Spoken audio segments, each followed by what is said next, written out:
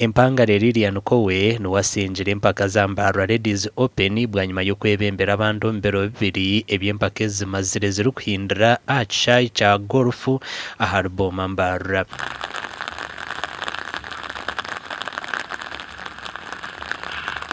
Koowe orukuzanira mu timu yihange y'abakazi atunjira ubonera igana 59 bwa gross nukwe okusingura obwa rukusinga bamana barimo Godlive na Yebare Faith na Mara Janet Kabayonga na nabandi.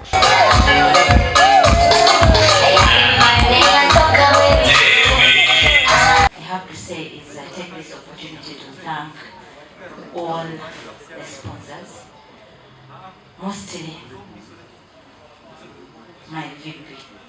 Omukoro gwo kuhendera hamwe no kuhereza ibiconco gwishirweho umusirikare wa Man General Ivan Koleta kandi gwebembirwe MP w'abakazi omuri Mbarara City Rita Bwahika kandi ugasimira abambara Golf Club abo kushajika abakazi omuzano go.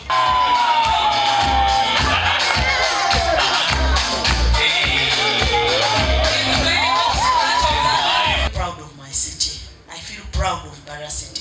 The guests who have come from wherever you have come from, please keep coming. Because of the love that we have for the women empowerment. Earlier this year, Equity Bank launched a product for women. So we've had 2 babies this year. Golden, Namlonge had their first Ladies Open, and Ginger. Next year we're going to have early January, February. Mbale is going to have their open. Kubire kuryo kujaguza na no kushemererwa obwe abakozireje abaruma abakazi hamwe n'abashija barukwasibwe biconco byabo.